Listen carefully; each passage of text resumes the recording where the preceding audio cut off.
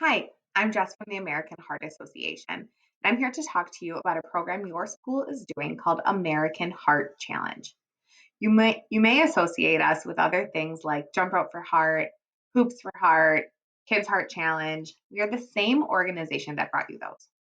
I'm here to talk to you today, just talk a little bit about the American Heart Challenge, a little about what we do at the American Heart Association, and about nutrition and about how the choices you're making today will affect your future. So let's go ahead and talk about coloring your plate. You've probably heard all your life to be sure to color your plate with tons of fruits and veggies. In fact, that's the exact sentence that I say at some of my elementary school assemblies. But do you know exactly why we are supposed to be coloring our plate with fruits and vegetables?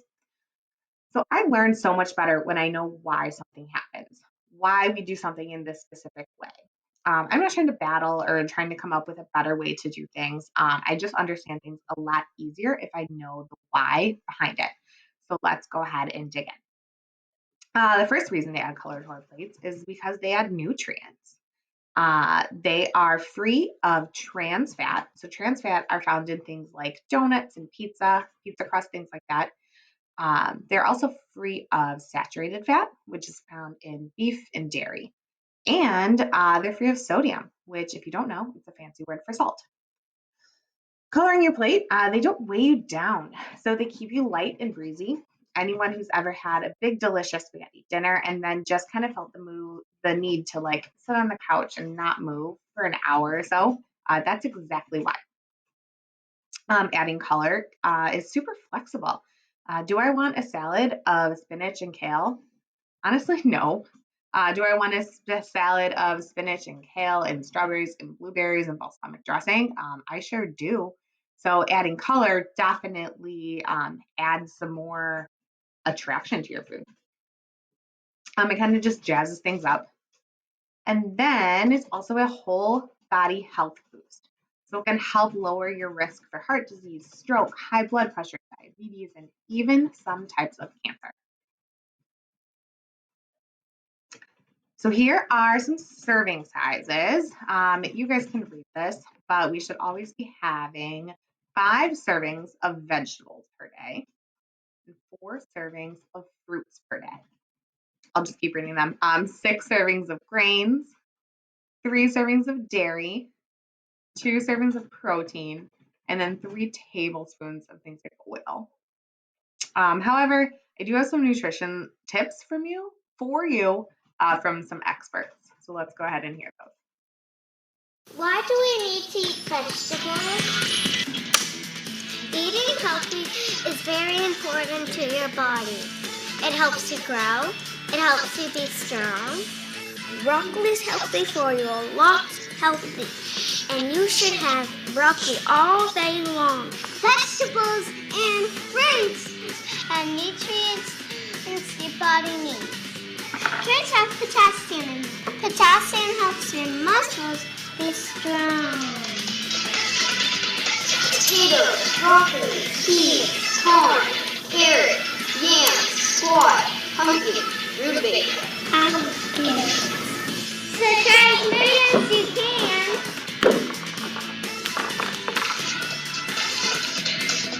What do you know about eating healthy?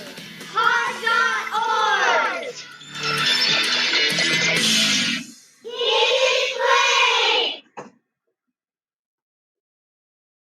Why do All right, awesome. So let's talk a little bit about fats. So basically, when I grew up in the 90s, there was a big fad essentially of everything being fat free. Yogurt was fat free, crackers were fat free, etc. Everyone was afraid of fats. But I just told you that trans fats were in things like crackers, right? And saturated fats were in things like dairy. Interesting. How did they do that? So that generation that brought you butterfly hair clips also brought us magic fat-free delicious foods. No, that's wrong. They brought us magic fat-free chemical foods. Not all fats are bad, and just educating ourselves on what is good and what to have in moderation is it's going to keep us healthy. These are the kinds of the good kinds of fats. So what a time for avocado toast to be trending, right? So things like fish, and nuts, avocados, and then oils as well. Okay, let's go ahead and talk a little bit about sodium. Sodium, if you do not know, is a fancy word for salt. We add it to lots of things like meat before we cook it to bring out flavors. We put it on mashed potatoes at Thanksgiving. We add it to corn on the cob in the summer. It makes a lot of foods taste better. But some things we don't add it to are pizza and burgers and shredded cheese straight out of the bag. But there's already a lot of sodium in those things. On average, kids between the ages of 2 to 19 eat more than 3,100 milligrams of sodium per day. More specifically, girls 12 to 19 eat about 2,950 milligrams of sodium, and boys about 4,220 milligrams of sodium. I'm going to be very honest with you. I do not measure a single thing in milligrams in my daily life, but I do measure things in teaspoons. So this is approximately 1 teaspoon of sodium per day. The recommended amount of sodium intake is 1,500 milligrams, which is about a half a teaspoon. Thinking about putting a teaspoon of sodium into my mouth actually makes me want to vomit. But that isn't usually how it comes into our diet. 81% of our sodium intake comes from things like pizza, bread and rolls, cold cuts, which is lunch meats, savory snacks like chips and pretzels, sandwiches like chicken sandwiches, burgers, hot dogs, and cheese. Excess levels of sodium can put us at risk for enlarged heart muscles, headaches, kidney disease, osteoporosis, stroke, heart failure, blood pressure, kidney stones, stomach cancer. All of this information is not to scare you or to threaten you. It's simply to inform you. You guys are at the age where you can begin making the choices about your health. And these are some things to go ahead and just keep in mind. The choices that you are making now really do matter. And unfortunately, we are not invincible in our teens. Okay, let's talk a little bit about sugar. Please do not be fooled by the different names that sugar goes by, like honey, maple syrup, coconut sugar. Coconut sugar. High fructose corn syrup, dextrose. Your body is not fooled by that. Sugar is sugar, no matter the source. It all comes down to how fast the sugars get absorbed. For example, your body spends more time digesting an apple because of the fiber content. So the natural sugar absorbs more slowly. On the flip side, the added sugar in soda arrives all at once in your system, like a sugar bomb. And all of that extra sugar gets converted into calories much more quickly, which is not so great for your system. The daily recommended sugar intake is 6 teaspoons of sugar. Does anyone know what the actual average sugar consumption is? It's 25 teaspoons of sugar. 25. How are we getting all of that sugar? Well, through things like candy. This fun size Snickers bar, for example, is 2 teaspoons of sugar. This one Reese's cup is 2.5 teaspoons of sugar. In the store, they sell them in little 2-packs, right? So that would be 5 teaspoons of sugar right there, when the average recommended intake is 6. What about one of these little boxes of Nerds? 3 teaspoons of sugar. So as a reminder, the daily recommended sugar consumption is 6 teaspoons. What are some other ways that we're getting sugar? Probably through things that we're drinking, right? So what about this bottle of Gatorade? Anyone think they might know how many teaspoons of sugar are in this one? 9 teaspoons. This 20-ounce bottle of Coke, these are like the ones, they're like this big. They come from like the checkout line at the grocery store. 17 teaspoons of sugar. What about this slim can Red Bull? 9.5 teaspoons of sugar. And the grand finale, the Grande Caramel Frappuccino from Starbucks, 16 teaspoons of sugar. So here's the thing about sugary drinks. Like we said, that 20-ounce bottle of Coke from the grocery store, the one you get, like we said, the checkout line, that has the same amount of sugar in it as if we were to eat 6 donuts or 16 cookies.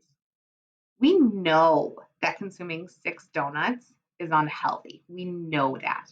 But we aren't always aware about the drinks that we are consuming. So, as another reminder, the daily recommended sugar consumption is 6 teaspoons. So, a few years ago, I had the opportunity to watch an open heart surgery. It was by far one of the coolest and one of the grossest things I've ever seen in my life. We got to ask questions to the surgeon while he was operating. This particular heart had a thick layer of this like yellow, kind of for lack of a better term, goop on top of their heart. Like it was like thick layer. Please mind you that I am not by any means a doctor, and these are not any sort of medical terms, and these are just my observation. So this yellow goop was essentially a buildup of like gunk from eating unhealthy foods. Your heart already has a super important job. Its job is to beat all day, every day, all the time. Can you imagine having to do like your job with a kindergartner on your back?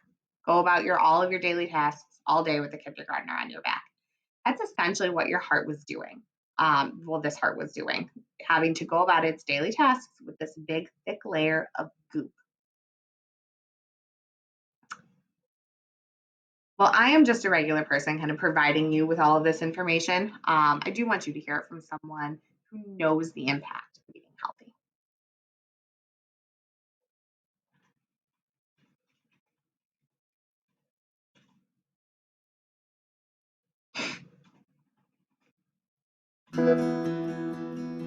Hi, I'm Robert Epps. I got a new heart valve in 1996.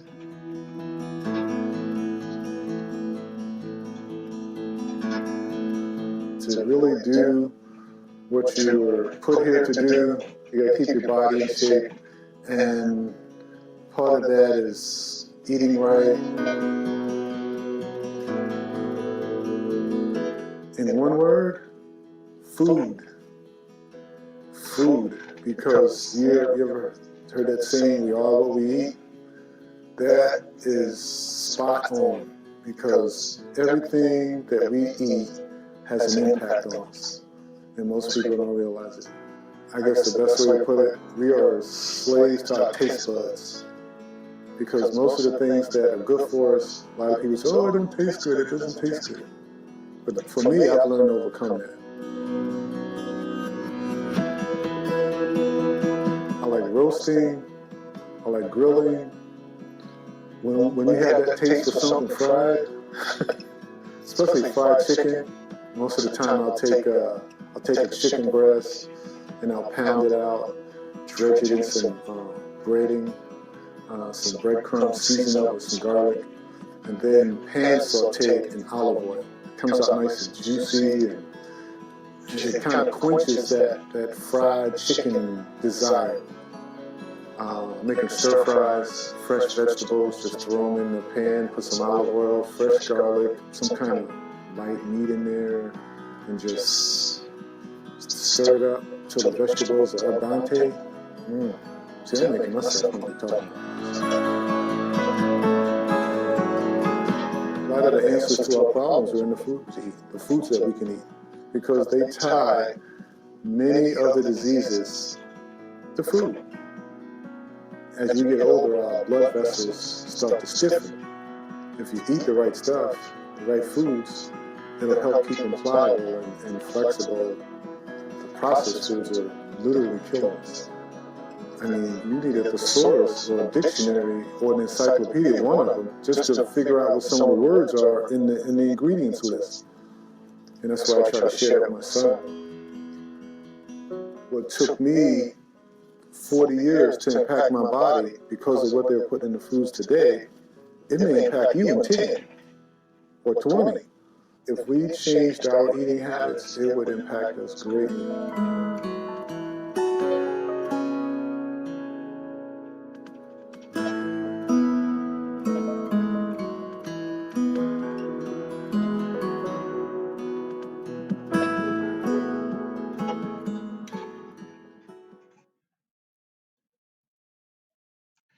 Well, all of that information seems easy enough to implement on the daily. Add a pandemic on top of it. So it is not so easy to eat healthy when you're trapped inside, and what will make you happiest in the land is mac and cheese and the newest Netflix binge. I get it. Preach. You are not alone. In fact, according to DoorDash, the most ordered foods in America during the pandemic have been chicken sandwiches, mac and cheese, sushi, burritos. So, what I'm here to tell you is that it's okay to eat the mac and cheese occasionally as long as we are certain that we are taking care of ourselves completely. This pandemic won't last forever, but nutrition and taking care of yourself are here to stay. So go ahead and scan this code. Head on over to heart.org/AHC to find your school and to take the challenge. Challenge yourself to be healthy even amidst a pandemic. Choose between avoiding smoking and vaping. Choose to move your body more. Choose to learn CPR so you too can help save a life. And while you're there, be sure to share your personal link with friends and family or to post on social media for who may be interested in making a donation to help us fund the mission of the American Heart Association. Who may be interested in helping fund what research goes on as to why anyone who has had a history of heart attack or stroke is at much higher risk of contracting COVID-19 and will have a much harder time fighting it. Did you know on average it takes 6 times of sending an email before someone responds? We are so busy with 1 million other thoughts going on in our brains all at once. We often forget, you know. So sending a reminder isn't annoying, it's actually welcomed. So if helping the AHA fund research regarding COVID-19 and your heart is important to you, if you think that making sure that healthy options are available at convenience stores for some families do their grocery shopping and keeping school lunches nutritious is something that you value, don't be afraid to send that email. Don't be afraid to send a follow-up or 2 or 6. So thank you. Thank you for watching this presentation. Thank you for signing up to care for your heart. And thank you for helping us fund our mission. Thank you very much. Bye.